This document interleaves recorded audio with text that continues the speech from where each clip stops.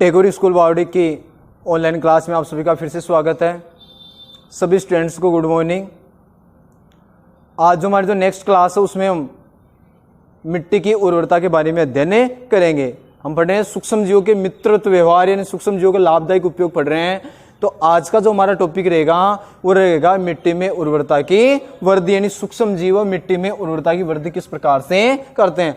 उससे पहले कल हमने वैक्सीन या टीके के बारे में थोड़ा सा पढ़ लिया था कि वैक्सीन या टीके का किस प्रकार से विधि से काम करता है। तो उसमें जैसे मान लो कोई बाह्य जो जीवाणु है वो या तो क्या वो मृत हो, सूक्ष्म जीव मृत हो, या फिर हम बात करें कमजोर हो, उसको शरीर के अंदर क्या करवा सकते हैं, प्रविष्ट करवा सकते हैं, जिससे हमारे शरीर में पहले से क्या हो जाएगी, प्रतिरक्षा उत्पन्न हो जाएगी।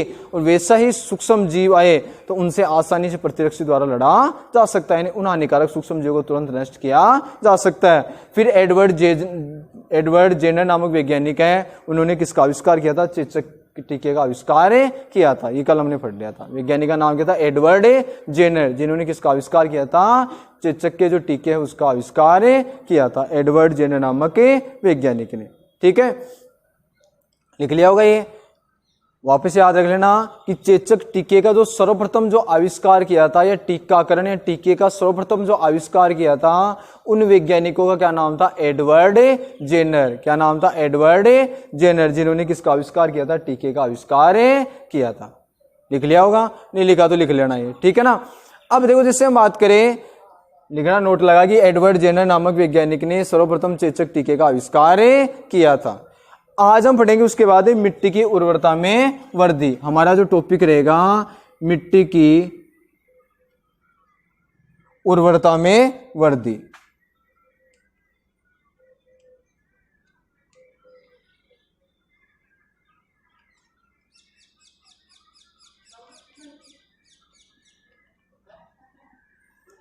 इसमें देखो जैसे हम बात करें कि वायुमंडल में सर्वाधिक जो गैस पाई जाती है वो नाइट्रोजन गैस पाई जाती है, जो कुल कितनी परसेंट होती है, 78%। ठीक है ना। उसके बाद में हम बात करें कि 21% जैसे ऑक्सीजन गैस पाई जाती है, लगभग बात हो रही है, ठीक है ना, समथिंग जो भी है। बाकी जो 1% होती है उसमें कार्बन डाइऑक्साइड गैस है, अन्य जो गैसें हैं, नाइट्रस गैस है, नाइट्रोजन मतलब कहने का मतलब जो सल्फर डाई उस गैसें होती है, जलवाष्प है, धूल के कण, ये सब कितने आ जाते हैं, 1% में आ जाते हैं। लेकिन इससे जो जैसे हम बात करें, इस नाइट्रोजन का उपयोग डायरेक्ट रूप से पेड़ पौधे नहीं कर सकते हैं।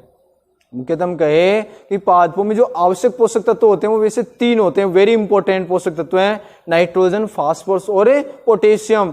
इन 3 प्रकार के जो तत्व होते हैं उनकी पादपों को सबसे ज्यादा आवश्यकता होती है। तो नाइट्रोजन को सीधे ग्रहण नहीं कर सकते हैं, तो इन नाइट्रोजन को सूक्ष्म जीवाणु द्वारा, सूक्ष्म जीव हम बात करें जैसे जीवाणु या नील हरित जो शैवाल होते हैं उनके द्वारा नाइट्रोजन के यौगिकों में बदल दिया जाता है। इसे नाइट्रोजन स्थिरीकरण कहा जाता है। यानी वायुमंडलीय नाइट्रोजन को नाइट्रोजन के यौगिकों में बदलने की जो प्रक्रिया होती है उसे नाइट्रोजन स्थिरीकरण कहा जाता है। और इसके कारण मृदा की उर्वरता शक्ति में क्या हो जाती है, वृद्धि हो जाती है, और फसल का उत्पादन भी अच्छा होता है। ठीक है ना।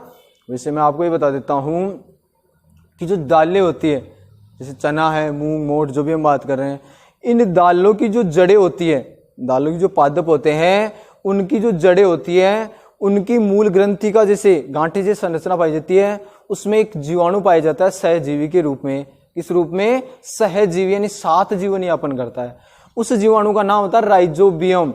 राइजोबियम नामक जो जीवाणु होता है उसके द्वारा नाइट्रोजन स्थिरीकरण का कार्य किया जाता है। कौन सा जीवाणु होता है, राइजोबियम।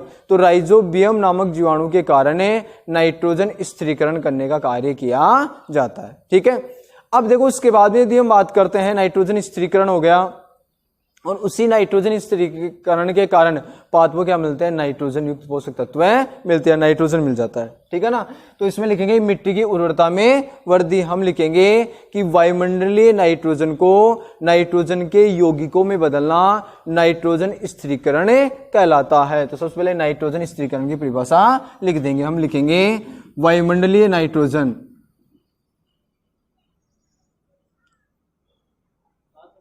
वायुमंडलीय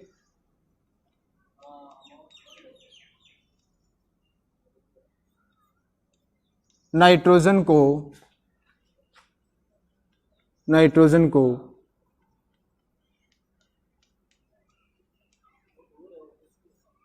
नाइट्रोजन के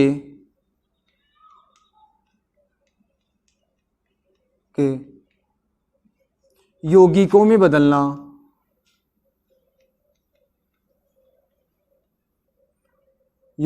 बदलना नाइट्रोजन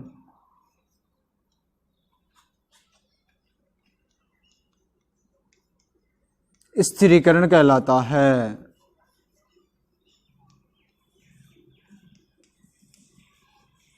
नाइट्रोजन स्थिरीकरण कहलाता है, ठीक है ना। इन नाइट्रोजन यौगिकों के कारण मृदा की उर्वरता शक्ति क्या हो जाती है, बढ़ जाती है, ठीक है ना।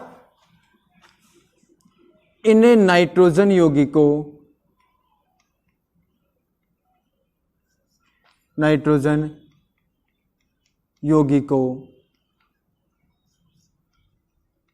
के कारण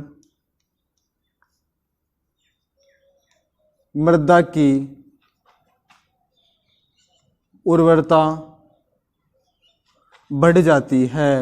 ध्यान रखने की बात यह है कि पेड़ पौधों द्वारा या पादपों द्वारा नाइट्रोजन गैस का उपयोग नहीं किया जाता है, नाइट्रोजन यौगिकों के रूप में उपयोग किया जाता है, ठीक है ना। नाइट्रोजन यौगिकों के कारण मृदा की उर्वरता बढ़ जाती है, इसकी उपजाऊ क्षमता बढ़ जाती है, जिसके कारण, उसके बाद में लिखेंगे, जिसके कारण पादपों में वृद्धि अच्छी होती है या फसल का उत्पादन क्या होता है, अच्छा होता है।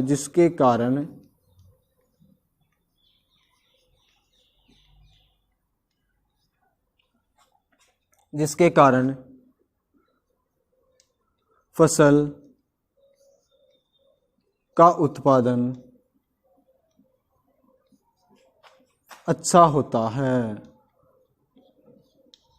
ठीक है ना। इन फसल के उत्पादन के लिए फसल को आवश्यक जो सभी पोषक तत्व है वो जरूरी होते हैं, यानी जितने पोषक तत्वों की जो आवश्यकता होती है वो सारे पोषक तत्व होने चाहिए, ठीक है ना। तो ये किसके बारे में हो गया, मिट्टी की उर्वरता में वृद्धि। तो इसको दोबारा देख लो कि जो वायुमंडलीय जो नाइट्रोजन है उसको नाइट्रोजन के यौगिकों में बदलना नाइट्रोजन स्थिरीकरण कहलाता है। इस नाइट्रोजन यौगिकों के कारण मृदा की उर्वरता बढ़ जाती है, जिसके कारण फसल का उत्पादन क्या होता है, अच्छा होता है, और किसान को क्या हो जाता है, आर्थिक रूप से लाभ मिल जाता है, ठीक है ना। तो ये हमारा टॉपिक हो गया मिट्टी की उर्वरता में वृद्धि, ठीक है ना। अगला जो टॉपिक लिखेंगे वो लिखेंगे पर्यावरण का शुद्धिकरण। तो ये उतार लिया होगा। तो अब इसके बाद में नया टॉपिक लिखेंगे पर्यावरण का शुद्धिकरण। नीचे लिख देता हूं एक बार, ये टॉपिक है हमारा पर्यावरण का शुद्धिकरण। अब देखो पर्यावरण के शुद्धिकरण की हम बात करें कि सूक्ष्म जीव किस प्रकार से पर्यावरण को शुद्ध करते हैं। तो देखो जैसे हम बात करें, हमारे जैसे खाने के कुछ अपशिष्ट बच जाते हैं, फल सब्जियों के छिलके हैं, ठीक है ना, इन सबको मान लो अनवर्त इधर उधर हम फेंक देते हैं। फेंकने पश्चात हम देखते हैं कि कुछ दिनों के पश्चात, ठीक है ना, जैसे मान ले कि देखते हैं तो वो क्या हो जाते हैं, मिट्टी में मिल जाते हैं, और मिट्टी में वापस मिल जाते हैं। मिट्टी के में मिलने के पश्चात उनमें उपस्थित जो पोषक तत्व होते हैं उनको पादपों द्वारा ग्रहण कर लिया जाता है। यदि हम सपोज करें कि यदि हम उन्हें फेंक दे और फेंकने के बाद भी वो मिट्टी में नहीं मिले, मिट्टी में क्यों मिलते हैं, क्योंकि उन पदार्थों का क्या कर दिया जाता है, अपघटन कर दिया जाता है, छोटे छोटे टुकड़ों में क्या कर दिया जाता है, तोड़ दिया जाता है। यदि हम सपोज करें वो मिट्टी में नहीं मिले तो उस स्थिति में क्या हो जाएगा, तो उस स्थिति में प्रदूषण बहुत अधिक हो जाएगा। क्या अधिक हो जाएगा, प्रदूषण बहुत ही अधिक हो जाएगा, जो एक समस्या उत्पन्न हो जाएगी, उससे चारों ओर क्या हो जाएगी, मतलब महामारी रूप ले लेगी, ठीक है। ये जो, लेकिन सभी पदार्थों का अपघटन भी नहीं होता है, उन्हीं पदार्थों का अपघटन होता है जो जैव निम्नीकरणीय होते हैं, आसानी से जैविक प्रक्रम द्वारा अपघटित हो जाते हैं। जैसे मान लो थोड़ा हम बात करें, कागज के टुकड़े हैं, फल व सब्जियों के छिलके हैं, फसलों के कुछ अपशिष्ट है, ठीक है ना, गाय है, मतलब जानवर होते हैं उनके मलमूत्र है, ठीक है ना, ये सब क्या हो सकते हैं, अपघटित हो सकते हैं। इनके द्वारा खाद भी बनाया जाता है, जैसे गोबर जो गैस बनाई जाती है, ये जो अच्छा जो खाद बनाया जाता है उसमें क्या करते हैं, खाद बनाने के लिए जैसे मान लो हम किसी भी जानवर का जो गोबर है वो एक जगह इकट्ठे करते हैं। इसके साथ साथ मान लो कि हम घरेलू जो कुछ कचरा होता है जो अपघटित हो जाए, ठीक है ना, फल सब्जियों के छिलके हैं उनको भी इसमें डाल देते हैं, तो वो क्या होते हैं, उसमें लगातार जीवाणु जो सूक्ष्म जीव होते हैं वो उनका अपघटन करते रहते हैं, और अपघटन के दौरान क्या हो जाती है, एक अच्छी खाद तैयार हो जाती है, खाद बन जाती है, अपघटन हो जाता है, तो उस खाद को फिर किसमें काम में ले लिया जाता है, खेतों में काम में ले लिया जाता है, ठीक है।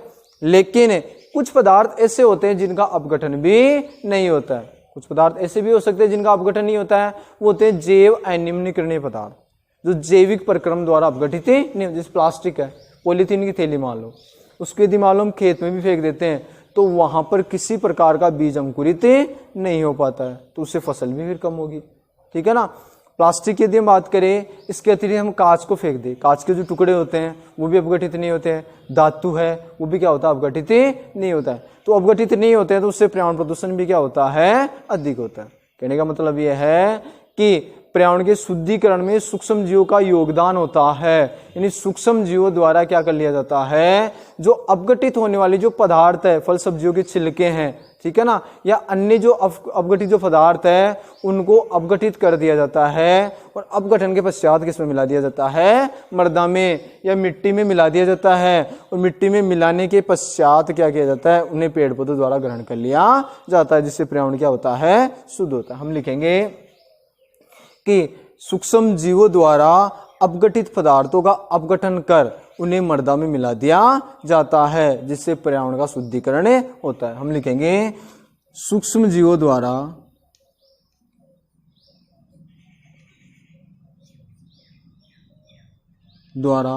अपघटित पदार्थों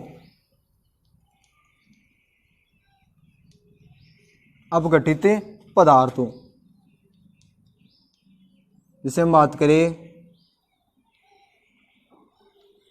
फल सब्जियों के छिलके,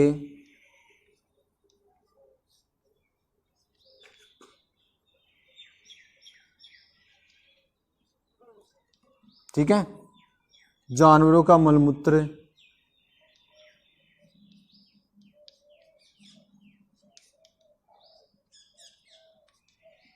ठीक है ना, आदि, ये कोष्टक में लिखना है। अपघटित पदार्थों का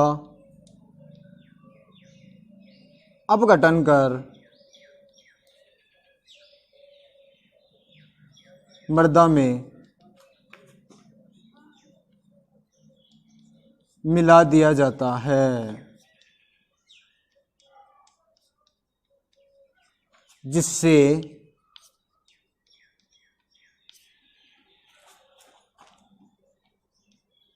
पर्यावरण का